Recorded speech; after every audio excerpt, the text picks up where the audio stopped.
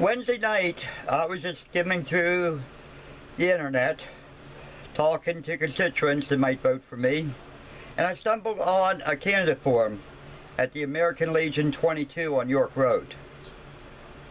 So I replied that I was going to show up. Nobody told me about it. They didn't notify anybody like me, because the Republicans don't like me.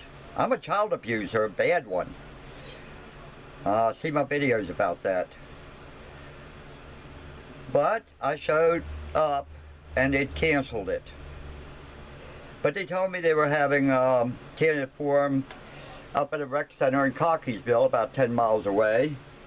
So I looked on my old-fashioned map, because you can't Google a recreation center in Cockeysville. You have to have an address. And I went up to a fire department and they told me where it was. I went over. It was for Congressional District 2 candidates, Republican candidates only. But I managed to talk anyway. My opponent, Mr. Newton, was there. He said he would speak up and start a revolution to bring back people's rights. Well, he was awful quiet. I demanded to answer one of the questions, like what we're going to do about the wall, illegal immigration, etc., etc. I smacked myself and said, I'm going to say something very dirty, but it's time for it. We need national ID. I didn't tell him what kind of national. A thumbprint? Maybe a picture of your face, your driver's license number, and your social security number. No criminal, no health, no nothing record on it. Just 3 or 4 basic things like that. And it would take place of your social security card, your driver's license, your voter ID card, etc. And if you don't have one, you can't rent any place, you can't work any place, your kids cannot go to school, you can't get health care, period. The only thing you can get if you don't have a national ID card after that is a free bus ticket home, no matter where it is in the world. Because we have 1 million illegal white people here from Eastern Germany escaping prison. We have 1 million Africans here escaping prison illegally. We got also about 1 million Asians here illegally, escaping, most of them from prison, where they would serve most of their life for the crimes they committed in their country, hid and got in here. We have a lot of Middle Eastern in here that came here on a student visa, never went to school, is hiding out here illegally too. Tens of thousands of them. National ID is the only way to go, and anybody hiring, serving, renting, etc., any kind of services to a person without the ID could get up to 10 years in jail and a $10,000 fine. If they can't work, can't eat, can't sleep, their kids can't go to school, they'll be begging for a bus ticket home. Anyway, when I said this, I had a standing ovation. And then at the end, I butted in again with Mr. Newton next to me, which was perfectly quiet. He's not as outspoken as I thought he was, or he portrays to be.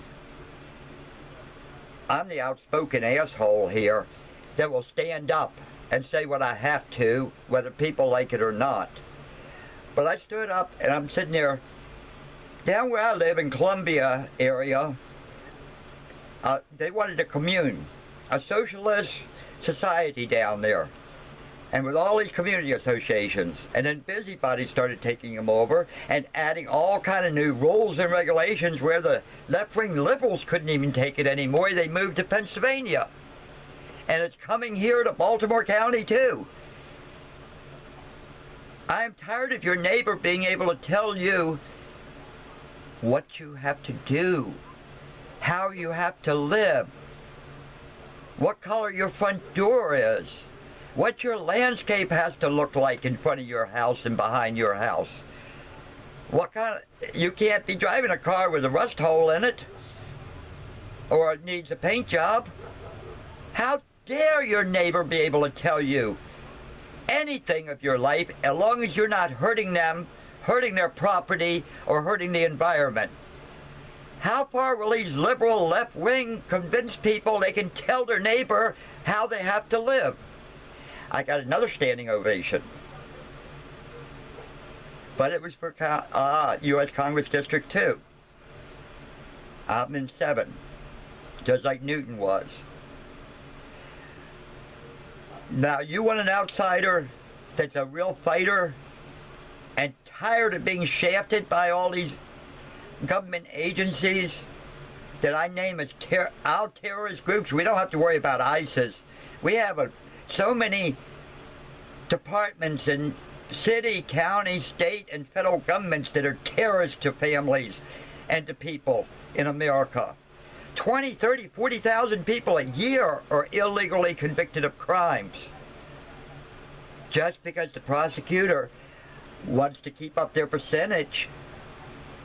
Oh, I have a 98% conviction rate. I have a 90% conviction rate, so they can run for mayor or delegate to Annapolis or something else. The voters want them to go out and get these bad people, even if they know they're innocent. Well, they can't be innocent. The police arrested them.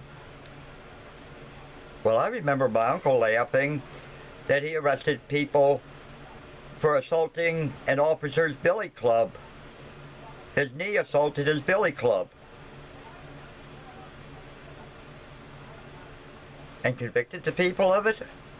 His knee assaulted the police officer's billy club? This was back in the 30s, 40s, and 50s when my uncle was a D.C. cop. But they're not doing much different today. So vote Ray Bly for U.S. Congress District 7. And stand up with me. If you're tired of this whole world upside down now, where we have no rights, no privileges, and our neighbor can basically dictate how our life has to go. Thank you.